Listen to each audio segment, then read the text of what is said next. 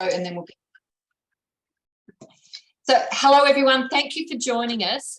This is a really unique webinar that we're running here from YCM. We're supporting Scotty and the guys from Xenium Property, and for many reasons. I know nearly everyone that's joining us today, some of you have your own property solutions for your clients, some haven't started, some are looking to start, and some are sort of in between and referring out. So it's really nice mix of people joining us. So just to warn you, Scott, we have a lot of highly educated people joining us today in this space.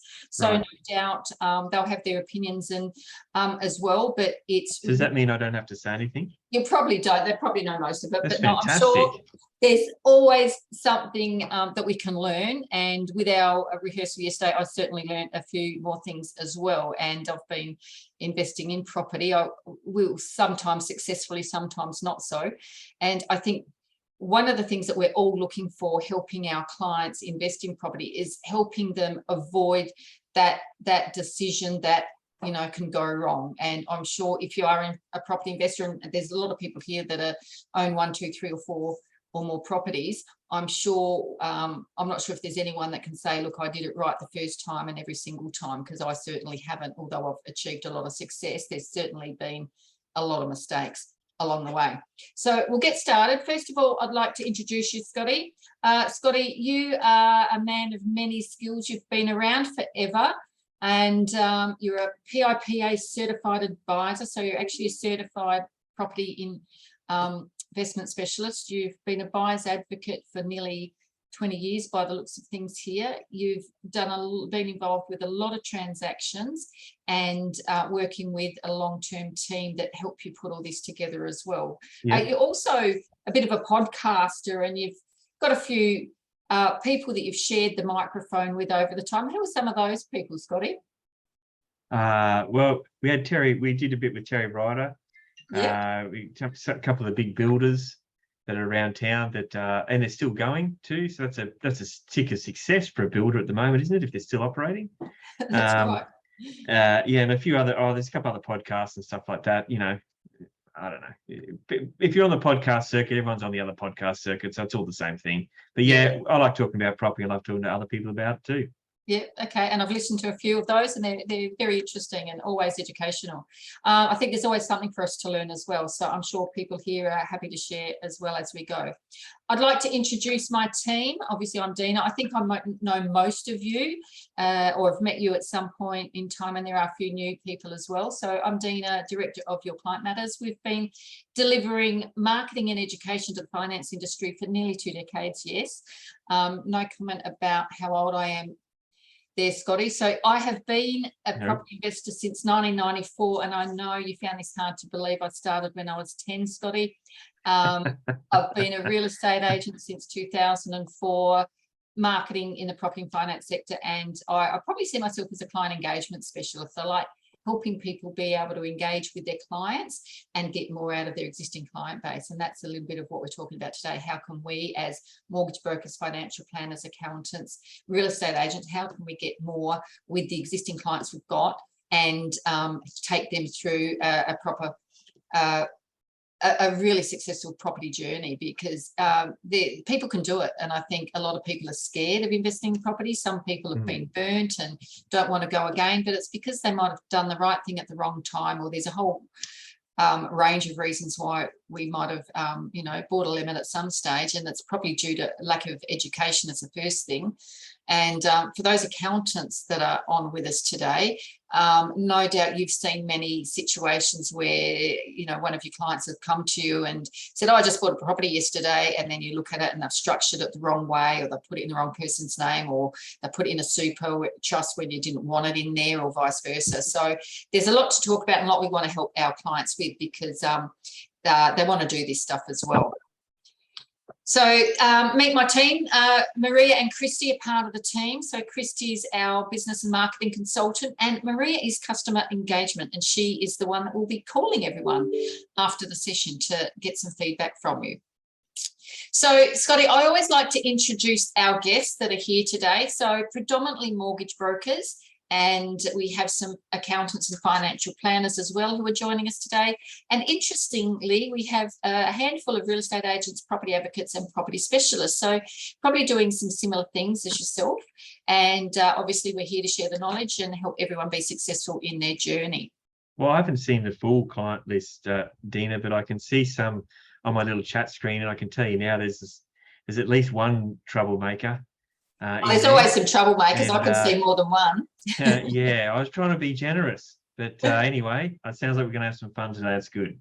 And look, I can see probably half of the people on board are your Client Matters partners as well. So they've already got the communication, the education, the technology in terms of qualifying people through the surveys and things like that. So that's really exciting. We'll see how much extra business we can get for them today. So let's move on then. So the people that were with us, like I said, there's 35% of people that are joining us today that haven't started offering property to their clients, but they want to. They haven't known how to, they haven't known who to trust, or have difficulty having those conversations with their clients about it, which I can understand that. 35% also offer it in-house. 23% refer it out, and 7% of people let their clients find their own property. So hopefully after this session, maybe you might have a little bit more confidence to talk to your clients about property, not necessarily what to do and where to invest, but with the help of experts like yourselves, you might be a bit more comfortable having those discussions. So I guess that's the ultimate goal of today. Nearly 100% of people with us today are property investors, and nearly half of our clients have more than 20% of their clients as investors, which is awesome, because if you know the stats, it's less than, I think it's still less than 20% of Australian population are investors. Is that right, Scotty?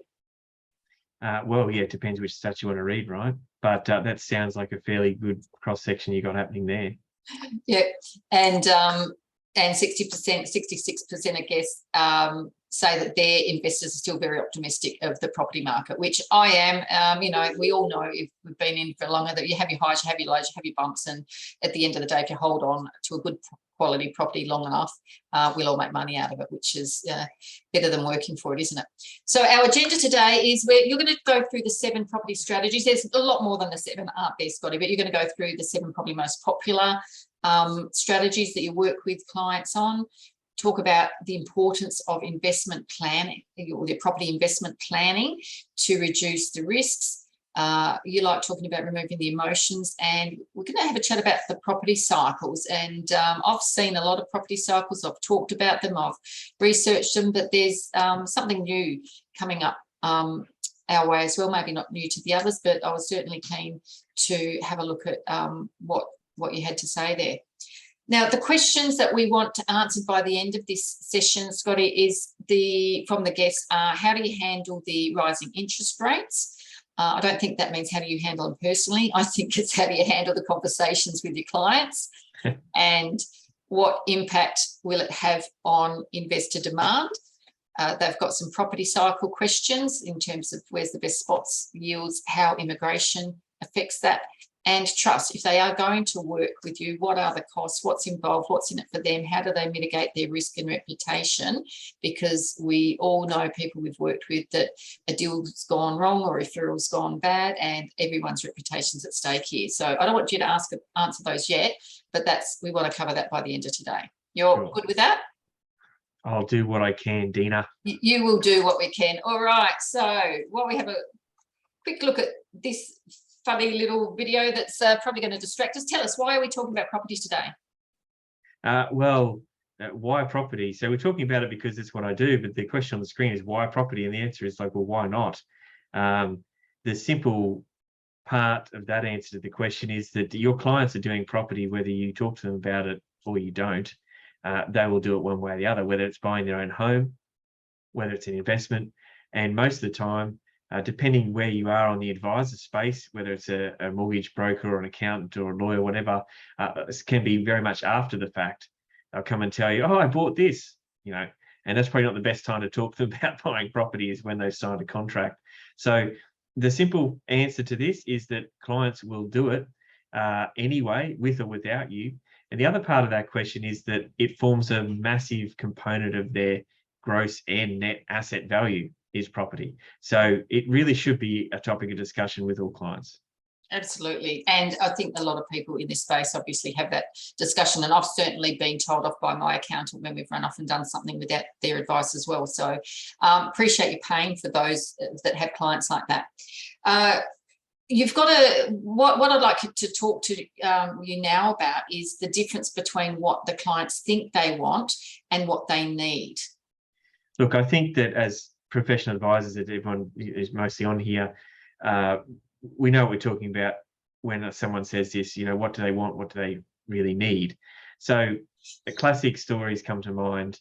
You know, a client comes, rings up and says that they want X because their mates all have X, their dad had X, and away they go. When in reality that X doesn't suit them, they need C. They need something completely different other than X, right? But that's just what they think they want. The other part of that is that what they think they want isn't what they think they need either, right? So they haven't had those discussions most of the time about length of time that they're going to have a property for. What does it need to do for them? Does it need to give a cash return, a growth return, a mix of both? You know, budgetary constraints, all that sort of stuff. It's fine to have a picture of something in your head. It's very different to go to the reality of going and doing it. So we've all got those stories, haven't we? The stories. We've got the stories. We get, like, I mean, Queensland, and if you know Queensland, you know the Western Growth Corridor out to Ipswich is called the Western Growth Corridor because it's the one area where the city can push out.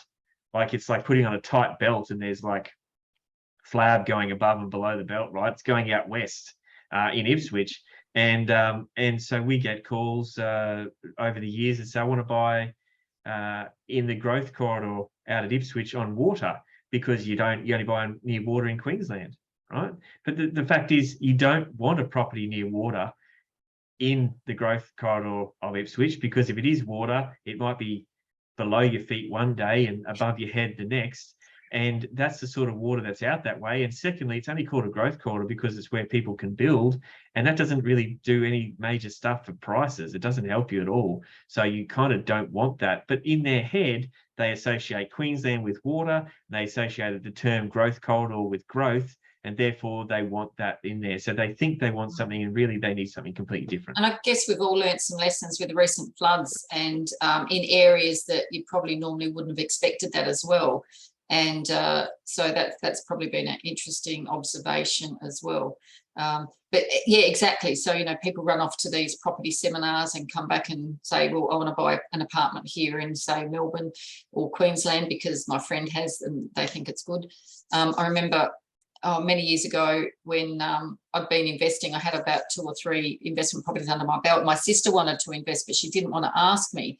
So she ended up, I won't even tell you where she ended up, but up in North Queensland.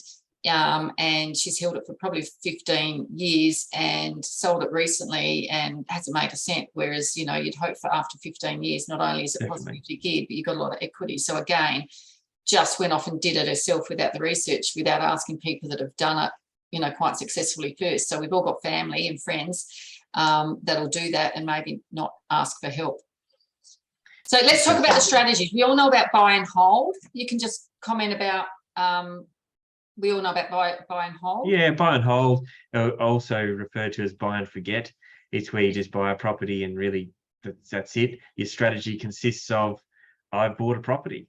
It's pretty much the strategy. Yeah, and it can sit there for 10, 15 years, 20 years or longer. And the problem with property, see, unlike shares, which are priced, you know, by the second, and they're very like for like comparison, like one BHP share is the same as another BHP share.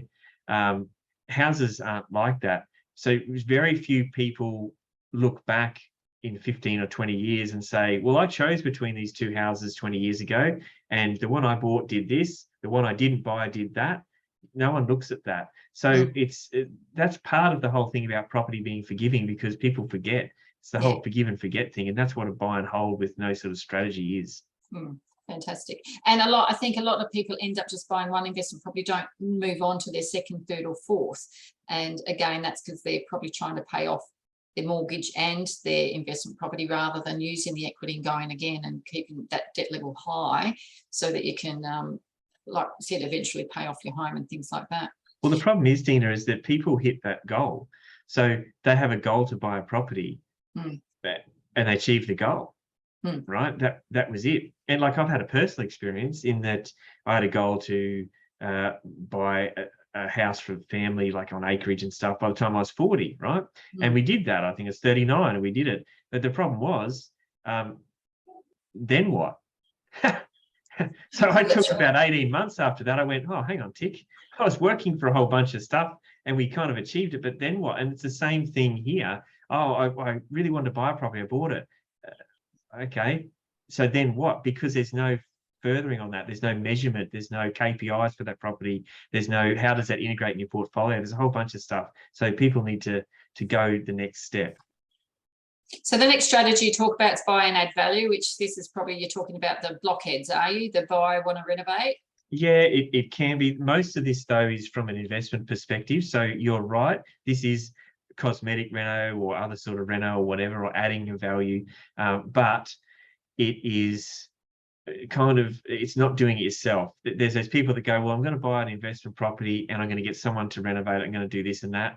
It's okay. It is a strategy, but it's an expensive strategy. And renos, I've seen a lot of renos not work for people because they outsource them and the costs blow out. And I see a lot of renos don't work for people because they think they can do it themselves. That's just as bad. Renos work well for people who can do it themselves, or a lot of it, or they can hands-on manage it and they don't have to pay other people to do it. So it's a grey area. Okay, fair enough. Buy and flip. Yeah, so that's the opportunistic guys. I bought this. I'm just going to hold it for a little bit and flip it over. So you're verging on a bit of trading there, but you need to have that skill as you move down this sort of list of strategies till we get further and further on. The ability to know when to exit a property is a good skill to have. So there's nothing fundamentally wrong with that. It's only wrong with that if you've never bought property before and you want to go and try and do it then. Yeah, absolutely. And understanding the capital gains tax implications and all those sort of things as well. Yeah, okay, cool. Land banking. Yeah, okay. So we all know what that is. So we've identified a block of land, and you know, whether you got an inside goss to the local council or state government or not, you know, you think that it's going to go up in value for whatever reason, or you know it's going to go up in value. That's that land banking stuff. Or you've got spare cash and you're going to leave it there for your children's children or whatever your concept is. That's what that is. However, again, that's not the best thing to do before you buy your own property, right? I mean, it forms a part of these strategies that are overall set of skills to have, but it's about when you do that. There's a big difference between Joe and Mary in their first home and they say, I want to identify this block. I've identified this block of land. I want to buy it as a land bank and hold it for 10 years. And we're pregnant with our second child and the first one's about to start private school. And it's like, well, hang on, tick, you're not getting any income from the land bank. So versus old matey John, who's 55, he owns 6 properties, he's done property all over the world, place in his life. He's got a couple of industrial sheds and he goes, mate, I'm going to hold this because someday I got this cash, I'm going to spend 500 grand, do it. Totally different, right? Totally different sort of situation. So the concept itself is not bad. The application needs to relate correctly to the person. Yeah, just bring to mind friends of mine when I used to live in Adelaide, how they were excited they bought this block of land down the coast somewhere because they wanted to camp on it and go surfing every weekend.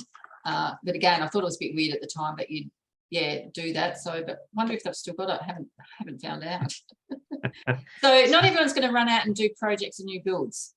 Yeah, so and a new build, I've chucked in the project there. It doesn't necessarily mean it's a hard thing to do. It's just in the project section. So it's in that sort of strategy concept. But the projects can be anything from small projects like adding a granny flat or whatever to getting slightly larger. But I'd stop short of developing because that is a slightly different tangent on that strategy. But that is a lot more hands-on. You start to have a bit more control over what you do. This would be where I would put renovation if you are hands-on managing it. Okay, so you have that skill level, you've got your skills up in terms of buying and selling property, you know what the market's doing. That's where projects sit in terms of your skill level for your strategies. Okay, and we're getting close to the gave the secret away. Develop and create. So that's bigger than what you just said there. That's when if you're buying lands or properties to put bigger things on. Yeah, so developing would be the next step. I would call it is an advanced strategy over projects, because it would be, say, a material change of use of the land. So either taking it from farmland to house land, or from something to something else, or whatever, cutting it up, whatever. So there is some more work on that than just renovating or granny flatting or whatever. And so that's your next level of strategies. But as you can see, we get down here, your skill levels get up as you go through all the strategies. Now, I'm not saying you have to do every one of these strategies in order. What I am saying is, if you have a client come to you who's bought their first home, like I said before, and then they say, we've identified a development site, you know, you've got to start asking questions. I bought this house because I want to subdivide and put another house on the back, and they haven't done anything like that before. Yeah, and look, not saying that it's never going to be successful. There's always those stories. There's just also a whole bunch of stories where it's a problem and people get burnt, and then they walk away, because we've all heard it as advisors, and they say, you can never make money out of real estate, or property doesn't work. And it's like, well, there's a whole bunch of people that say that. There's a whole bunch of people that don't say that because they've made a fortune out of it. So yeah, but they're the lucky ones, aren't they, Scotty? You're lucky. Well, this is the thing. So it all comes down to people's experience, and it becomes their experiential viewpoint. I've experienced this, therefore it's my viewpoint of that. And that's a concern. And sometimes we've got to talk that around in a client's, whether from family, friends, or whatever. They have a certain concept, and it's just not reality at all. Yeah. All right, and the last one is what I like the sound of, is I'm not quite there yet, but buying for pleasure. So I'm guessing that's buying the penthouse in the city where you want to spend weekends, or the country farm. So it's at the end for a reason, Deena, and that is that it should not be your second purchase after your own home or something like that, because this is the ones that have problems, right? This is the ones where I love holidaying at Noosa or 1770 or somewhere down the coast, in anywhere on the eastern suburbs, whatever, eastern states, and I want to buy there. Well, what do you want to buy there for? Oh, we love holidaying there. Or it's the problems. It's these properties cause problems for people unless they have experience in the other areas, they've got a decent portfolio or foothold in the market, then they can start to make those decisions. But the whole concept of buying for pleasure, just something different to your own home, rarely works. Oh, look, that happened to a friend of mine. We went for a holiday to Bluey's Beach, and they had this, project there, and she fell in love with it and wanted to buy it because, I'd bought properties, or it works for you, Deena. I said, this is not the sort of property that you buy as your first property. I actually, said this is not right, but she wanted to go ahead with it. And then, for the next 20 years, it was the worst decision they ever made. They were never making any money out of it, and then it was my fault. So that's probably and same with my sister. I didn't tell you to go and invest there, but it's, well, you said investment property is good. So yeah, well, it can be, but again, you've got to do the research, and anyway, all those sort of things. Be careful who you listen to. Cool. So thank you for that. Now, we've all seen a real estate clock. I think I was introduced to the property or the economic clock probably 30 years ago, if I must say. It must have been in year 2. And so we've all... I won't tell you what grade I was in 30 years ago, Deena. We'll just move on. Okay, let's go. We won't go there, Scotty. But we've all seen a property clock. And this is... Tell us about this one at the moment. You've actually got some dates on it. Yeah, so this isn't mine. This is Phil Anderson's. Probably at least half the people joining us would have seen this around the traps. It's made its appearance in property circles for the past 8 odd years now. So this was dated back in 2014. So that's the first thing to note. So this clock I got in 2014. It hasn't changed from that time. So in terms of it hasn't been adjusted. So we should see how accurate it is. It's a 24-hour clock with 2 faces on the front, right? So you start in the inner circle and then you move to the outer circle, hence the 12 and 24, etc. Yep. So we go from 12 round to 1, 2, 3. That's the start of a new cycle. That's the clearing out of other bits and pieces, and we see rents rising and what have you. So there's no dates on that, because when he did this clock, that had already happened. Okay. So it was post GFC. So we come round to say where there is a date on here, 2015. So we see expansion in construction, and we did see that at that time. Expansion of banks also means more lending and easy credit as we go through to 17, 18. And then there's a mid-cycle, what they call mid-cycle slowdown, where we go from the first half of the cycle to the second half of the cycle, and that was around 1920, and we saw that, you know, in full swing with the Corona event, and what happened there. And then from there, 21 onwards, this is the second half of the full cycle, according to the clock. And we see it in full swing and action. And we've seen that from 21 onwards. There's been a massive action in real estate. And what I will say here is there's some points to talk about is this outer ring is when the cycle is emotional.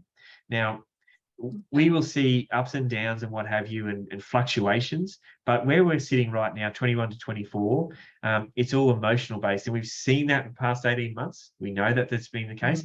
And what I would suggest to you is that we're seeing that still now, and people are going to say, well, hang on, Scotty, the properties are dropped in Sydney and this and that and what have you. And like, yes, but what we're seeing when we discuss the property market is an emotional perspective. So you can't turn the news on any night and it's not going to talk about housing affordability, people living in cars and tents, you know, what's happening with blue chip opening these affordable housings now, NDIS. It's all emotional. It becomes, we need to throw money at this problem. This is unfair. This is inequality. So all the governmental decisions are also emotional based around this. And there's a whole bunch of cash being moved behind the scenes on institutional levels for buy to let, buy to own, you know, properties that are there as property as an asset, and property as infrastructure, I should say. So there's a whole bunch of stuff happening there. So this is this stage of the cycle where it's on everybody's lips. So I noticed too, I used to talk about the property clock and things like that. And I guess the common assumption out there is property's meant to double every 7 to 10 years, but this is a 18-year clock. Yeah, so that's the history that he'd done. He's got a pretty good book. It's really full of facts, a lot of data. I'm sure some of you read it. And I like this stuff. And just don't read it when you're tired, because you'll have an early night for sure. It's pretty dry, right? But he's got a bunch of cycles going back to like the late 1700s or something, early 1800s, and it just maps it. And it's an average, right? An average around 18 odd years, and some are shorter, some are slightly longer, but it's just an average thing, right? And all it means is it happens what you're talking about, because that's often said, you know, property doubles every 7 to 10 years. When you break this clock down, that's kind of like the two halves of the clock. Now, he's not saying property does or doesn't double. He's not talking about that. He's just talking about the actions in a cycle. It's a cycle. But what this clock is demonstrating is there's sort of two halves. There's the 7 to 10 years you're talking about, Deena, here, the 7 to 10 years here. And instead of being always like this, the middle one is a lower drop. It's called a mid-cycle slowdown, according to this. And then the one at the end is a big crash, right? So there's a wave in the middle and there's a crash at the end, and that's what the data said. That's why they put two of those cycles you're talking about, Deena, together. Right. Okay. Make the one. So then, and so we have seen that in the past as well. And you know, even if you buy at the peak, I guess by the time 18 years around, you should have seen at least some capital growth there as well. Yeah. So the last mid-cycle, just on that, last mid-cycle slowdown, was around the early 2000s when the dot-com boom busted, dot-com bust. So that was a big event, right? But it sort of affected a little bit, but not. Whereas you can see the GFC was a big event that affected a lot. Do you see what I mean? So that was, you can go back in history, and that was how it sort of looks on the data when it goes through. So that's why they put that together. Okay, cool. Now this is another clock again. Yeah, so that was the cycle, the Phil Anderson cycle. This is the clock. So this is a great one. I used to read this every month. This is HCW, the valuation firm. I'm pretty sure a lot of you would see this. It's a great report to get on. It's free. You should get it every month. It's fantastic. They do this same pictorial graph for houses, units, and industrial commercial. So it's really good. And this is a more of a traditional one where it's a peak at the top, the low points at the bottom, and up and down either side, right? So, and they put, now not every suburb is. I was going to say, it seems like heavily weighted to Queensland and a bit of regional, and Sydney's obviously over here. it'll be what they've got data on, because they're a valuation firm. It'll be what they've got data on for however they do it, whether it's 30 days or 90 days, whatever they do on the back end, is what they can kind of put accurate data on, in their opinion. I don't So it's know. not 6 months old, like by the time we get the quarterly report from. No, this is what they're seeing, and this is Yeah. why it's good. Now, the other thing to note is that just because something is, say, let's take Sydney on the right in a declining market, Yep. there could be a whole bunch of data that comes through next month on from these guys, and that could jump over to a rising market, right? Because it doesn't have to follow a full cycle around. What it does is it looks back on that data for that area and the trends it sees. So what it would be seeing in Sydney now is that, you know, the prices have been trending lower, but if they see prices jumping up, it doesn't mean that you have to go to bottom of the market. So it's a good, more instant view of data in a pictorial version. I quite like this. Okay, that makes sense. And there's houses, apartments, and commercial you mentioned.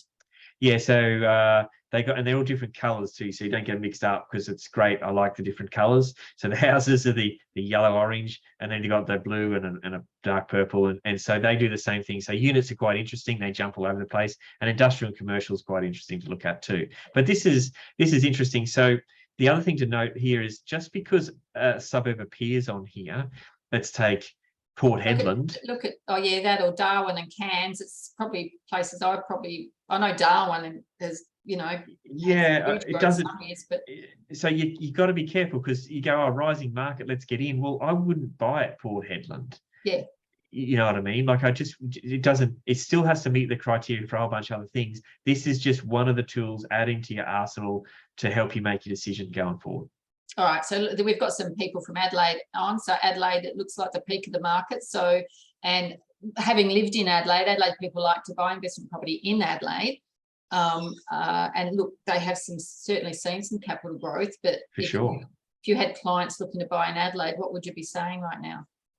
So, well, it would depend on what they were looking to do, but right now I would want to look back at the last 3 lots of this clock, right? Yeah. And see where Adelaide was. It's an orange color there, which means it's a different change from last month. So was it approaching peak last month? Was it starting to decline? Where was it sitting? And you need to get some more idea of your data on that. And then you can read, there's a whole bunch of commentary in their report about those suburbs, right? So you need to go and read that. But right now, if you had to take a snapshot, you go, oh, peak of the market. So what HTW would be seeing is that they haven't seen price growth, they haven't seen price drop, they're just seeing that it's gone up and it's sort of doing maybe this, right? Or something. Yeah, so they would be pending to see where it goes from there.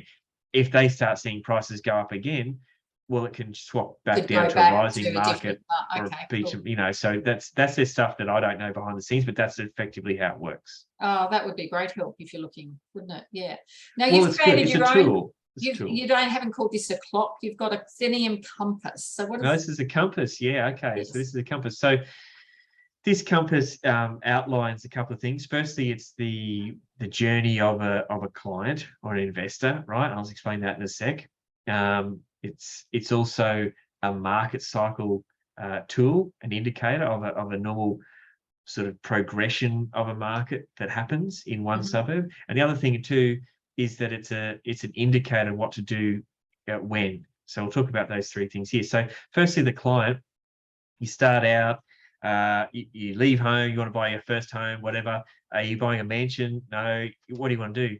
You want to get the best thing you can, right? You want to try and buy at a discount. I know I did, but maybe that's just me. I like trying to screw people down on prices when we're buying property. So you want to buy a discount. It's as simple as that. So you start there, you get good at buying, and you want to build some equity, so you didn't want to pay too much. That's what we all want to do. We want to get in the market, not pay too much. That's what we're trying to do. Discounted buying. We get around, we move around, you know, lifestyle changes. We've got another property we don't want to build some asset base, some cash flow. So we're trying to get some cash flow into our personal budget, so to speak, there.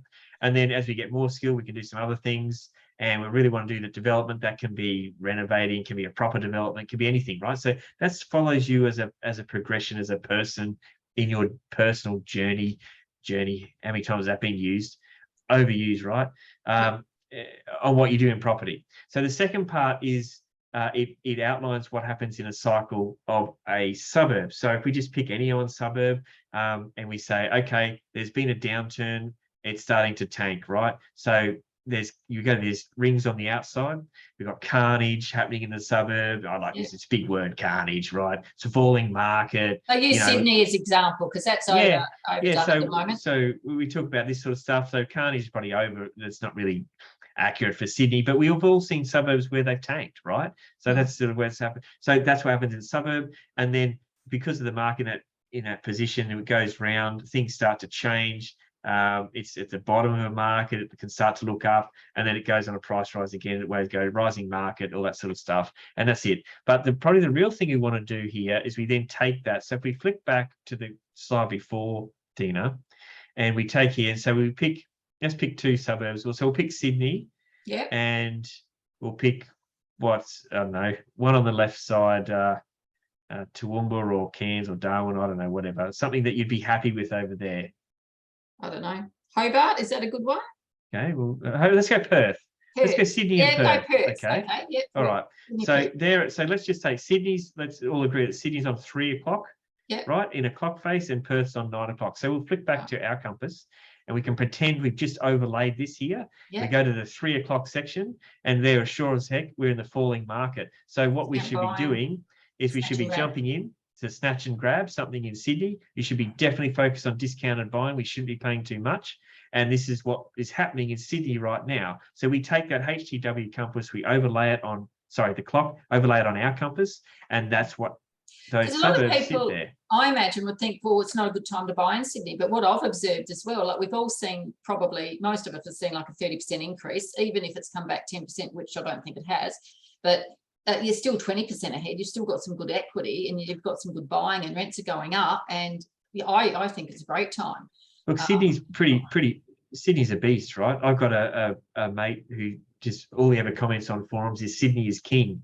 That's all he ever says, right? I'll agree with him.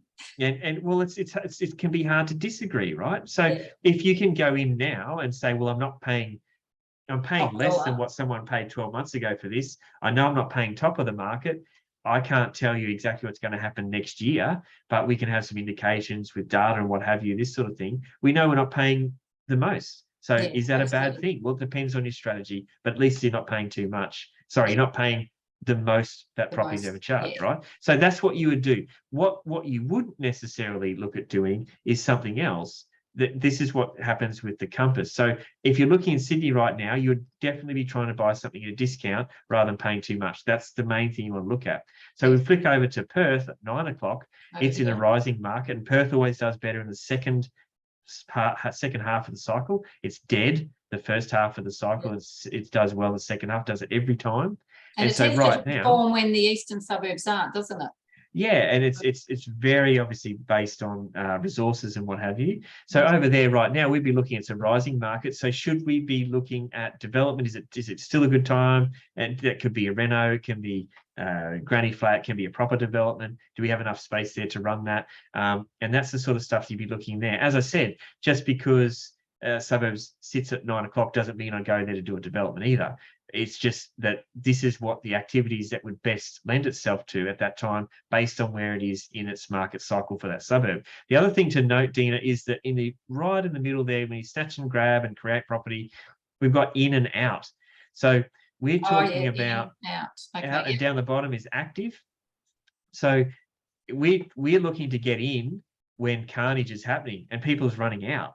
Right, people are exiting a market. Well, we want to be counter-cyclical. We want to go in and get deals then. And down the bottom, at the bottom of the market, we should be active. We should be putting our foot on property, tying stuff up on long contracts or options in preparation for that suburb to move out of that dead phase into a development phase. And you're the one who's got control of the land. And then in the development side, we want to be out by 10:30 on a clock face when everyone's like, "Oh, this is awesome, that worked out." Right. We want to be starting to be getting out and definitely out by the time we're at top of the market. And that's what this does. And it's a great visual help for clients to help interpret the data and really just, as far as I've seen, no one's been able to do this, taking the data and making it easy. There's all these different clocks in that, but this really helps them, especially with colors and other bits and pieces. Our clients love this. Absolutely. And that would be a buy and sell strategy as opposed to a buy and hold. Buy and hold's still okay. You still got the growth. You might limp a little bit and then go to the next phase, I'm guessing.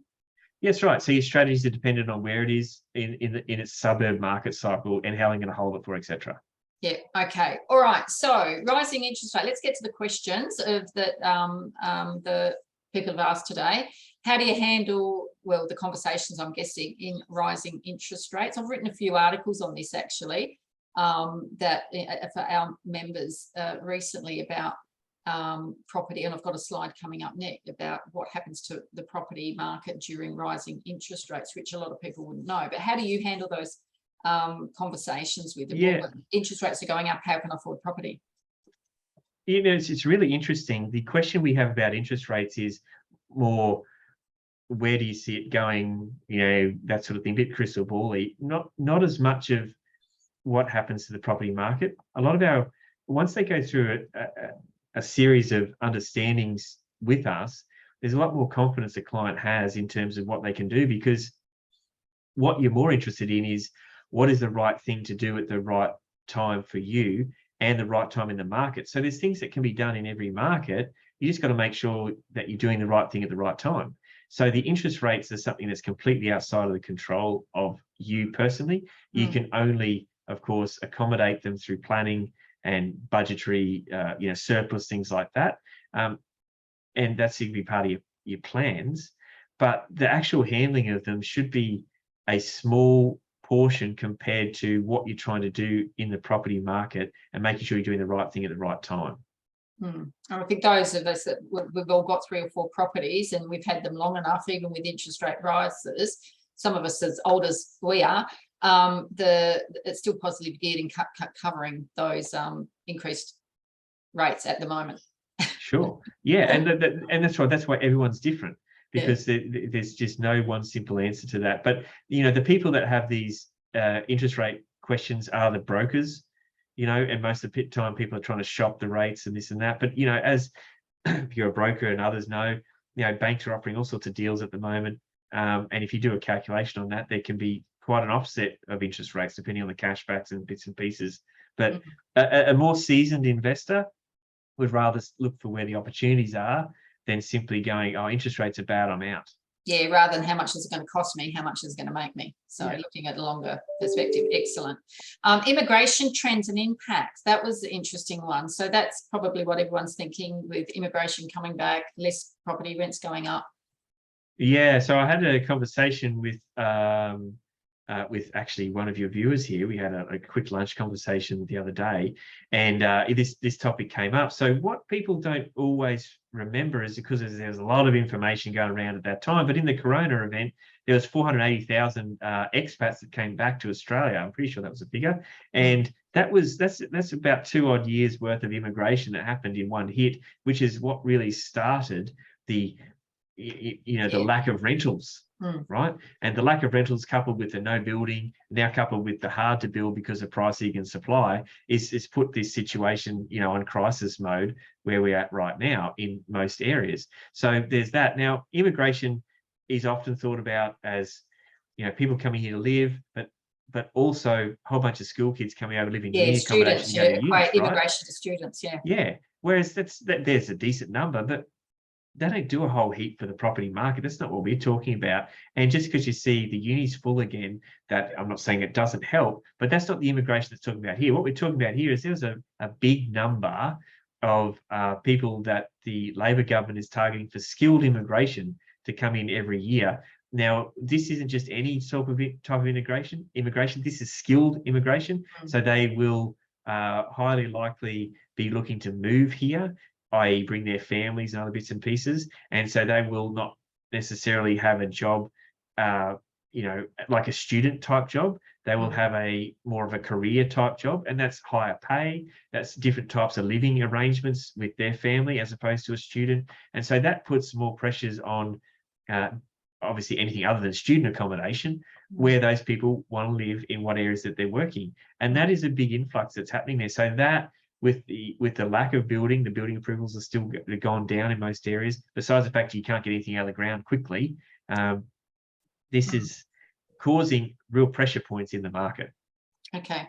The last question is, trusting, working with you, those sort of things. I think we'll give you an opportunity to tell everyone how you actually work with your referral partners and the clients. But this was the chart that I wanted to show is what happened last time interest rates went up. If you remember, 2000 to just before that's obviously the GFC there, interest rates were rising, but so was property. And then you obviously have a bit of a blip. And yeah, I've written a really good article on that to share with your clients about, look, this is what actually happened last time. So we might be here blipping at the moment, but as we know, property tends to continue in an upward motion. So you have a particular way you like to work with your clients. So if those people are interested, I know some have got their own solution. You might have solutions outside those other things. I think some people have access to apartments and maybe land and house packages and things like that. But you were talking about those six other different ways of working with people as well. So before we go on that, how do you offer your services, and how do you help people that might want to do a development or want to do a 4-pack or a 6-pack or a GP? Yeah, well, look, before we get to that, I'd say that even if we never end up working together in the property side, it's worth a chat. You know, we're all, if we're trying to raise the level of professionalism in this side and information, I share whatever I can.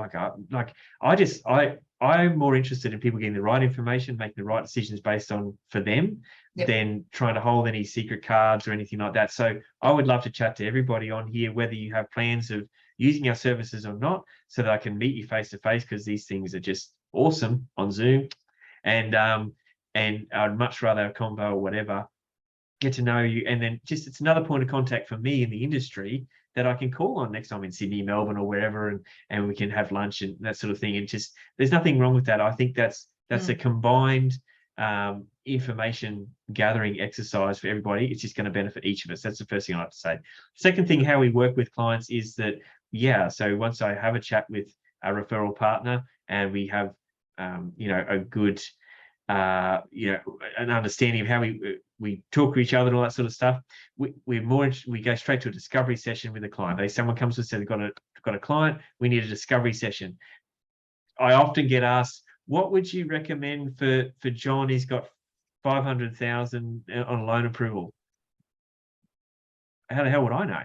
Who's John? Where's he live?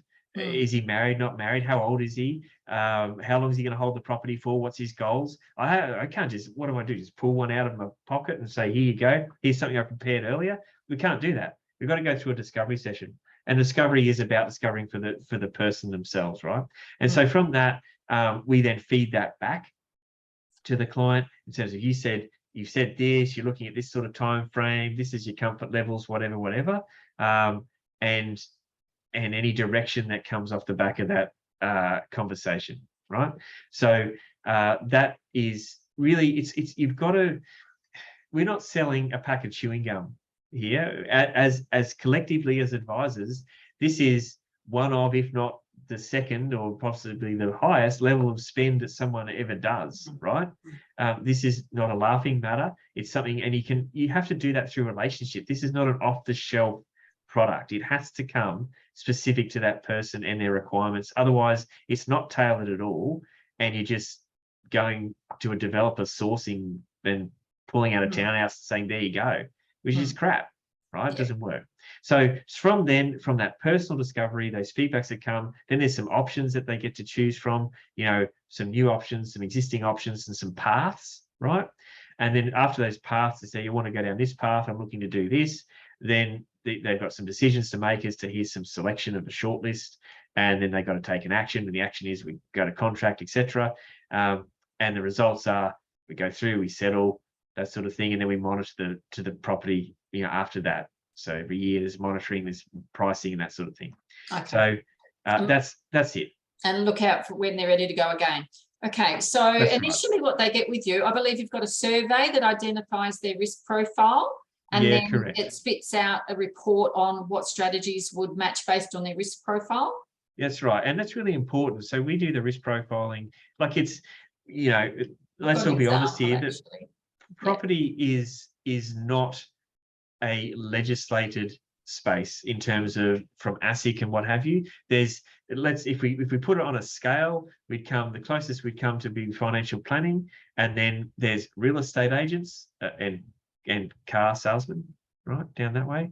Don't worry, I'm a real estate agent and I've got a motor dealer's license, Deena, so I can do that sort of stuff. I can say that. I'm sure you right? can. I'm dodgy as they come Yeah, in terms there's of lots of licensing. real estate agents on There the you line, go. including So me. don't be offended, real estate agents. So I'm worse than that. So, but in this space here, right, is the advisory space, and there's no legislation on it. It stops at financial planning. Then there's the real estate acts in each state, and there's this massive space in here where people go, well, I want help. What do we do? So we do a client-led process, and the first part of that is them getting to know what their risk profile is, right? So there's a series of questions that are asked in an online form, and they get back here a result, anything from low, medium, high, moderate, high, whatever the risk profiles is, and green, orange, and red, right? Let's call it that. And then there's a list of stuff that comes under that is that might suit them, or that other people who are that risk profile have done in the past. Okay.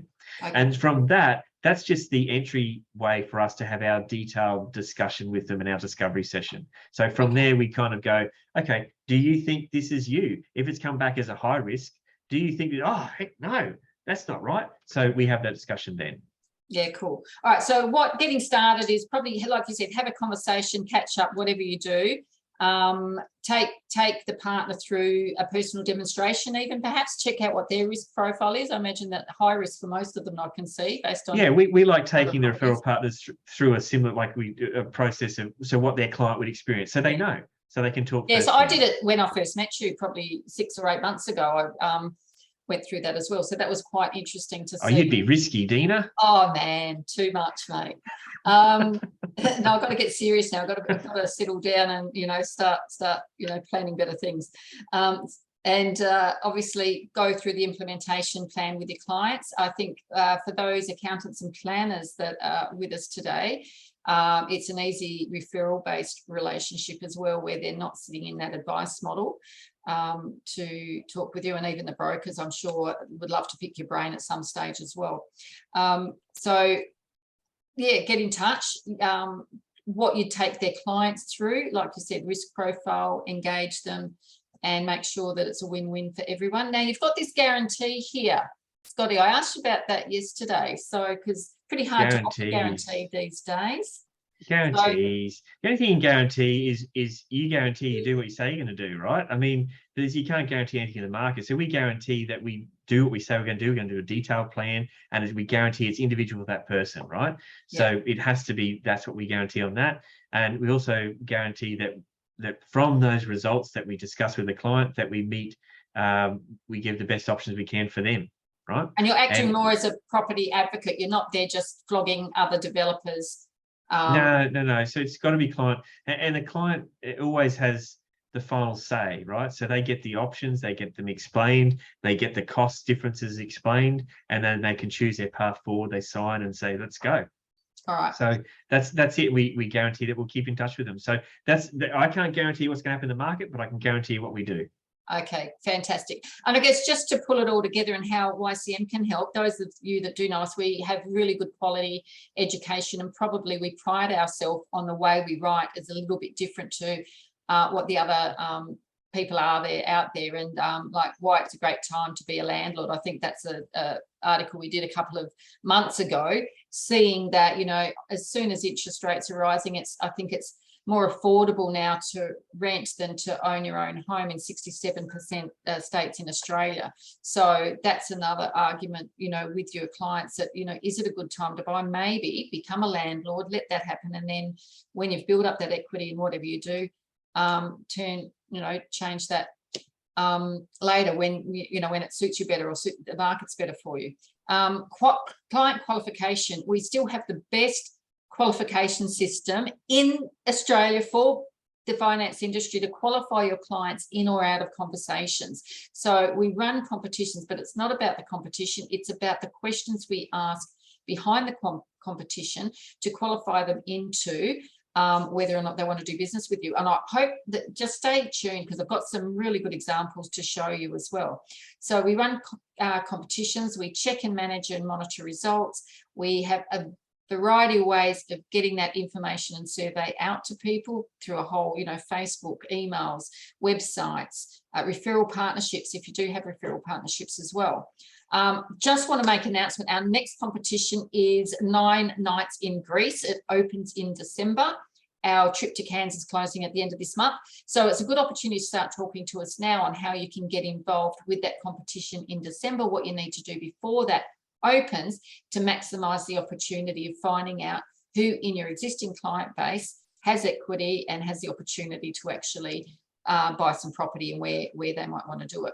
Now, I want to show you 2 examples from our accounting database. I can show you heaps from our mortgage brokers, but for the accountants and planners, what I found was really, really exciting for the people that we're working with is that they naturally get a higher open rate than our mortgage brokers. And I think that's because a lot of accountants, obviously we're meant to have a closer relationship, but even if you don't, you always read your email from your accountant, don't you? Because you think it's important.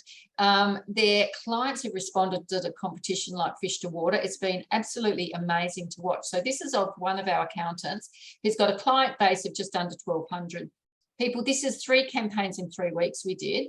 And one of the questions we asked was, what are your thoughts on expanding your property portfolio?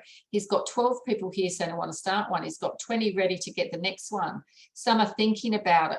7 scare me, but that's just having a conversation. And my adult kids. Okay, so out of that, we've pulled out, I don't know how many there is. There's 20, 40, 60 odd people, 60 odd conversations. If you can't sell, 10 properties in there, Scotty, there'd be something wrong, I'd be guessing. It's a really good result, that's for sure. This is awesome. I'm super proud of it because I was hesitant to jump in the accounting space. But since we've done it, we're getting sensational results. And remember, if you're a mortgage broker, we have strategies to teach you how to work with accountants and vice versa, so that you can support each other and pull the best out of your client base. And it's a win-win for everyone, just not a win-win for the broker that's going to write the loan anymore. It's a win for the accountant who might want to get involved in, being involved in that property spot. Same here for the accountant in terms of 23 responses to wanting access to a better home loan or REITs and business strategies and wills and estate planning and insurances. So the accounting financials planning space obviously have a broader range of services that they can offer, and this all pulls out from the competition. So you might think that's fine, he's got a large database. What happens for a smaller database? So I want to show you with another one of our clients. I didn't do that. She's got a client base of 188 people. She got 38 entries, and even out of that, she's still picked up 2 reviews of the home, a couple of vehicle or equipment finance options here, some cash flow responses, and business finance growth as well. So she's flicked them through to the broker that I've introduced her to. And then they work with some amazing property experts as well. 3 that have lots of equity, 4 that are keen to start, and 2 that want to know more about property. Now that off 188, if you have a 30 to 40% open rate, again, you can see that even on a small database with the right questions to the clients, we can pull some gold out of existing clients. You don't have to go and spend money buying leads or doing SEO and Facebook. We see so many people spending a lot of money on Facebook ads and SEO to generate new business when you've got people right in your database that you can be doing business with, or people that have got friends and family that you can be doing business with. So I just wanted to remind everyone about the amazing program that we have that supports them how to find people and how to have those conversations. We have those conversations through the articles and the content we write. And like I said, it's very different to other marketing companies out there. We just don't Google and, rehash stuff that you're already listening about. I, as an investor for so many years and working in this market and being a client of mortgage brokers, accountants and financial planners, we always sit in the shoes and we always like to write about what's the best information we can write about to help your clients manage their stress that they're going through about rising interest rates, manage the stress that property markets are falling. You know what? We've just increased 30%. If we go down to 10%, we've still got 20%. We always put a positive spin on it and give them an opportunity to have better conversations with their clients. So that's pretty much, that's it for me. I'll just check, have we got anyone? I'm thinking about building a duplex on my beachside block. Can you help me? Stephen, I'm sure Scotty would love to chat to you about that. Yeah, I'll bring the bucket and spade. That's Steve Skeen. Oh, I'd he's be just very having, he's having, hesitant he's the there. troublemaker, is he? He's at least one of the troublemakers, Deena, and I'll be bringing a bucket and spade for him to help him with his all right. beachside duplex. Yes. Ian, I've already mentioned to Todd and introduced Ian. He'll catch up with you because he's locally based. And does anyone else have any questions? We will ask. Maria will be catching up with you all next week. She'll just give you a call, get some feedback, either book you into Scott's diary or my diary or Christy's diary. So depending on if you want to do that, how do we do the market first to find out how we identify people in our client base? That's a conversation you can have with us. Or if you just want to meet Scotty and organise a time. But I would like to remind you, we've got our competition going to Greece. We're back overseas, which is so exciting. Last few years, we've been doing exciting domestic Australian holidays. And I expect that the entries for that are going to be phenomenal. We're going to end up with about 30,000 entries for the Cairns competition. And I think that's just, everyone just wants to have a holiday. Fantastic. Yeah. Going to Greece, I wouldn't be surprised if we get double the number. And what I will notice is that because we are going overseas and everyone wants to go over and see their family that they haven't seen for such a long time, I'm forking out 10 grand for one of your clients to go there. So, but you've got to be in there, in it to win it. But it's amazing what that competition can do for business in terms of generating new business for you. And it doesn't have to be just property. It can be new loans. It can be wills and estate planning if you're an accountant. It can be insurances and succession planning for a financial advisor. It can be whatever you like. So we can tailor the questions. A lot of changes at YCM, and we're really excited about expanding into these other areas. So I'd like to say thank you, Scotty, for being our host today.